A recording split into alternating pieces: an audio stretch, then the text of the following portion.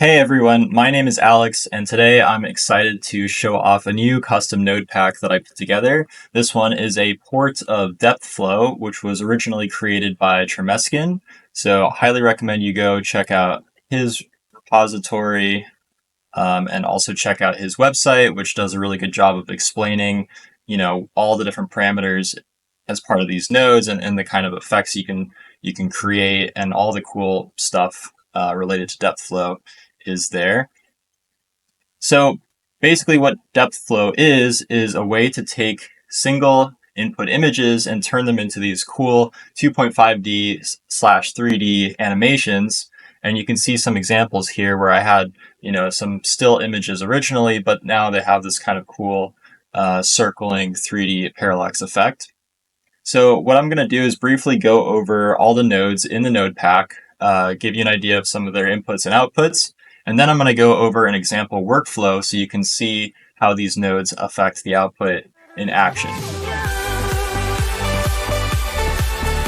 So starting out, you'll see that there's this base node, which is the Depthflow node.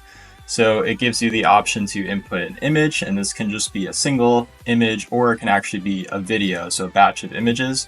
And the same thing for the depth map. This is what's going to actually tell Depthflow, how far objects are from one another.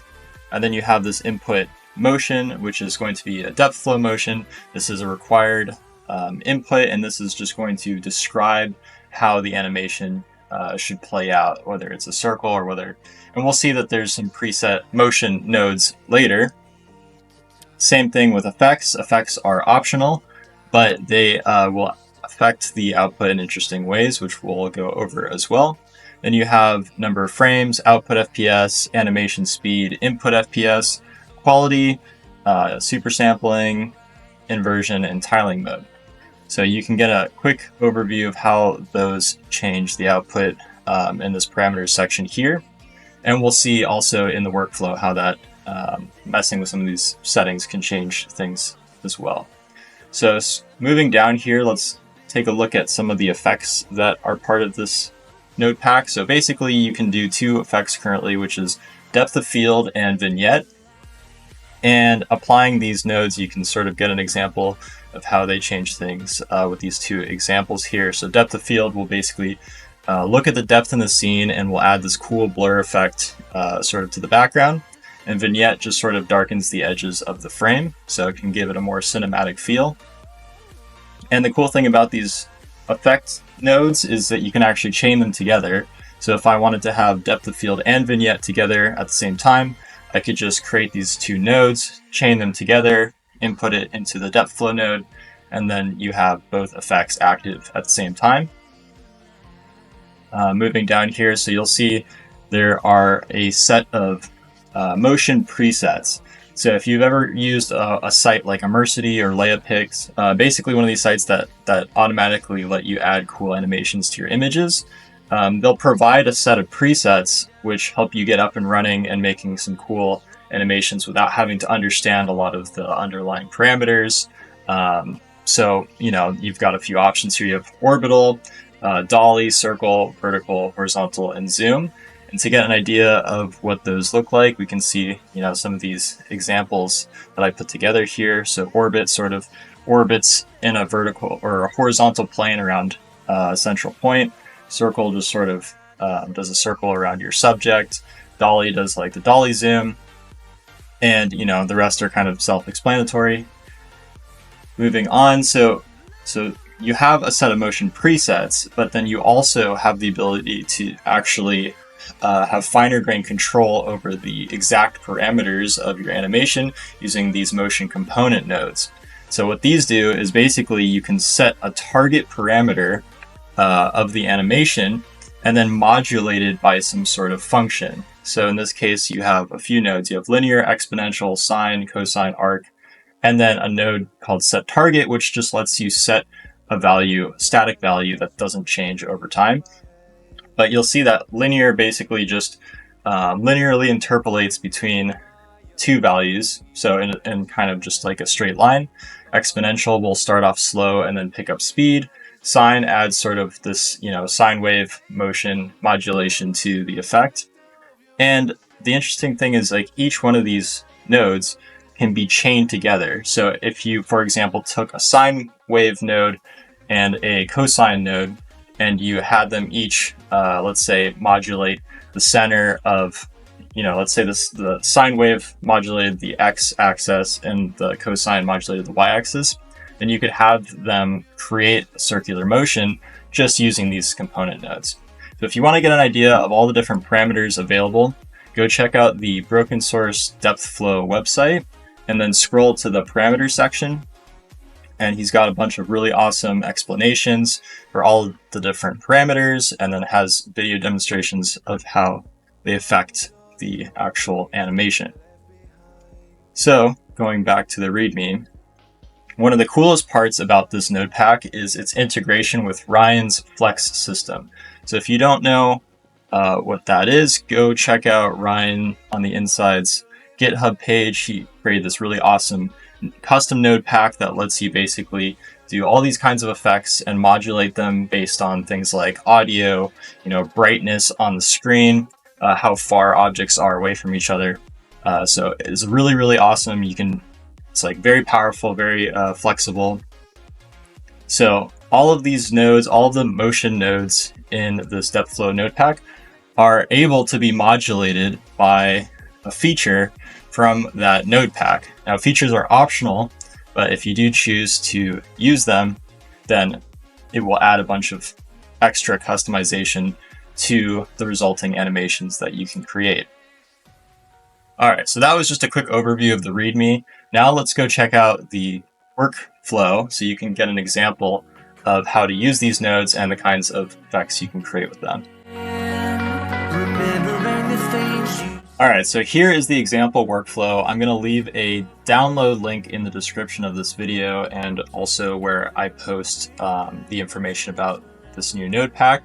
But essentially what it lets you do is input an image or a video, and then you can see how the depth map is created, and also how you can adjust the depth map to make it more accurate, make it better, reduce the number of artifacts. And then you've also got these sections here, so you can basically unbypass the different nodes that you want to test and see how they affect the final result. So up here I've got the Depthflow effects, so depth of field and also vignette. Over here I've got all the preset motions. In this section I have all the component motions. And then finally down here I strung together a few components and presets so you can see how you're able to create some more interesting and custom animations besides just the given presets. So to start, let's go over here to the left. So you can see there's two input groups. There's an input video and an input image group. So right now I'm just going to focus on the input image group. But basically what you can do here is you can add some input image that you want to have the effect applied to. And then all the green nodes are what you have the option to change to, basically affect the final result. So in this case, I want the length of the animation to be 5 seconds. So I'll just leave this at 5. Over here, you'll see once we run this workflow, you'll get your output depth map created by depth anything. And sometimes if you're getting out of memory because you don't have a lot of VRAM on your graphics card, you will actually want to lower the resolution of your input image, and this can help to create depth maps that don't necessarily need to be the same width and height as your input, and will still do a decent enough job creating an animation.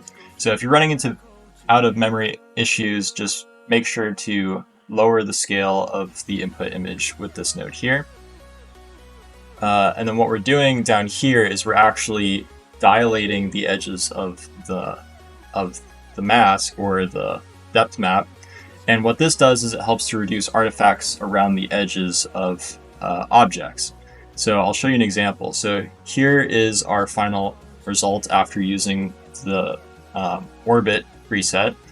And you can see on the edges of objects that are much closer to the front of the camera, let's say, than the background, you can see there's this kind of like stretching going on, and that's normal. So if I go over here to the dilate input, set that to 0, and if I rerun this, and now you can see why we're doing the dilation. It's because if depth anything predicts the depth map too close to your input image, it's going to stretch the edges of it, and you're going to get this kind of smearing and artifacting, which doesn't look as good. So I highly recommend setting this to a value of around 5 and maybe even more. And what it does, it basically just dilates the edges so that it's a little bit wider or thicker. And then this will give the animation some Depthflow some space to basically stretch the edges of the image without causing that same artifact. And you can also adjust the scale of your input image here, but for now I'm just going to leave it to 1 since I don't want to change it. So if we go into the preset motions section, you can see I have all of the different presets listed out. And if you want to test any particular preset motion, you can just bypass the previous one, unbypass the next one. So in this case, I bypass the dolly motion node. So if I hit Q with that, we're going to re-render a new animation, and it's going to use the settings as part of the dolly motion node. And so, yeah, so now you can see instead of doing this kind of orbiting effect, we're doing this sort of interesting dolly zoom. So there's all kinds of presets. There's circle, there's horizontal, vertical, and zoom. So one of the things I want to show you is also the depth of field effect. So up here you can enable the effects, and when you rerun it, it will actually apply them to whatever animation you have currently applied. In this case, I have a dolly zoom, and now you can see the background is sort of blurred out while the foreground subject is kept in focus. And if I really wanted to, I could also unbypass the vignette, and then these two effects would be applied simultaneously. But for now, I'm just going to disable them so that it's more clear. We can more clearly see the motion. So now if we go down to our component motion nodes, you can see I have some examples set up which are targeting the isometric parameter. And this is basically controlling sort of the perspective of the scene. So if we just unbypass the linear component, you'll see that there's this really slow kind of subtle movement effect, which is happening in a linear timescale. But we could also use something like sine for the same parameter, which is the isometric. And you'll see that instead of just sort of going out at the steady rate, we're going to kind of pulsate along a sine wave curve. So this is just one example of how you can use the components. There's plenty of other targets that I could set here for the parameters. So I could set height, static, focus, zoom, dolly. I highly recommend you just go and start playing with these settings, and again, go to the website to see all the different parameters and how they affect the output. So yeah, so those are the final one that I want to point out is just the set target motion node, really useful for setting individual parameters. So you can see, if I set the height to 1 versus to 0, how does it change the look of the scene and the final result. So definitely play with that. Going down here to the custom motion group, you can see I've set up a couple of custom animations. So basically what I've done for this one, this is a circular orbit motion. So I start with the orbital preset here, but then I'm chaining that into a sine wave motion component node. And this one's targeting the offset X, so it's going to add sort of a sine wave movement to left and right. And then I'm chaining that into the cosine component node, which is targeting the offset Y, so it's going to do the same but in the Y axis. And so putting these all together and chaining them together is going to create an animation where we're basically doing the orbiting, but we're also adding a circular motion on top of that. So you get this sort of interesting circular orbit effect. So that's one of the custom animations. The other one is a spiral zoom motion. So it's the same thing, except instead of starting with the orbital preset, we're starting with the zoom preset. And what this will let you do is create a kind of spiral towards your subject like that. So, hopefully that gives you some ideas of some of the crazy things you can do with this node pack. Finally, I have this infinite tiling set of nodes, which is going to essentially move the camera up and to the right and also zoom in and out. And so you get this sort of never-ending animation where it looks like all of your where your scene is just infinitely replicated. So depending on the image that you use for this, you can create some really interesting animations. So the other thing I wanted to show off in this workflow is you can actually use an input video and not just an input image to create these animations. So if you go over to the input group section, you have your input video and also input image. I'm going to bypass the image input and unbypass the video. And I have here basically this little clip from the Ghibli movie Ponyo. So I just selected 100 frames from this input video using the frame load cap. And then if I hit run, we're going to see that we generate a depth map or depth video using the frames from that animation. And then you can also go ahead and set whatever preset motion you want. So in this case, I'm going to set the orbit motion. So you'll see that we actually create not only the animation of the camera orbiting, but it's also applied on top of this original video input animation. Okay, so here you go. Here's an example of that. You can see how some of the objects look 3D, but we're also still playing back the video at its original frame rate.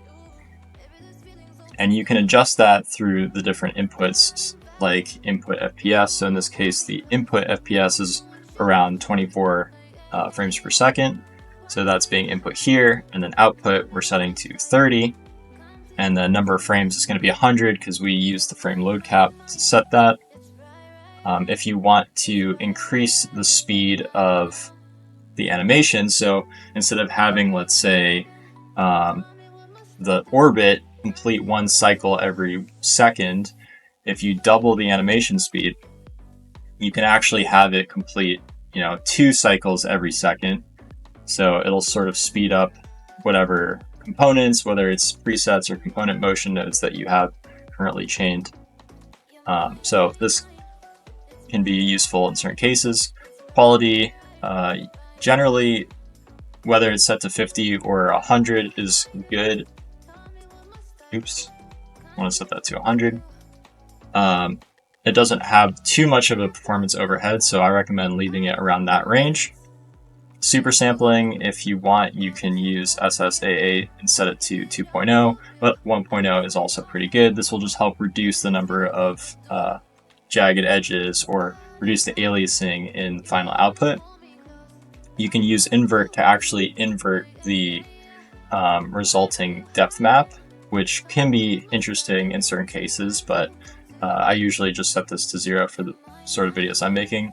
And then finally, you have your tiling mode. So this just controls what happens at the edges of your input. So if, for example, you zoom out too far and you can start to see the edges of your original input image, this will basically just flip the image and mirror it so that the edges look more consistent, or it makes it seem like there's more stuff there. You can change this to repeat. So instead of mirroring, it actually just repeats the same image over and over again. Or you can set this to none, and then it'll just stretch the edge pixels to infinity in all directions. So you have some options there. And yeah, so that's basically this workflow. If you want, you can also adjust the output FPS. So right now it's set to 30, but you could also set it to 60 and whatever you'd like for the output FPS. So that was just a brief overview of some of the cool things you can do with this new Depthflow node pack. Make sure to go check out Tremeskin's GitHub page, check out Ryan's GitHub page, give them a star for the work that they're doing. And if you got some value out of this node pack, make sure to give this repo a star as well. Thank you to all the Patreon members who are helping to support me and my ongoing work. I will put a link in the description for the workflow so you can download that and get started playing with this node pack right away. As always, if you got something out of this video, please make sure to like and subscribe to me so I can keep putting out cool workflows and node packs and videos like this in the future. Thank you guys so much for watching, and I will see you in the next one.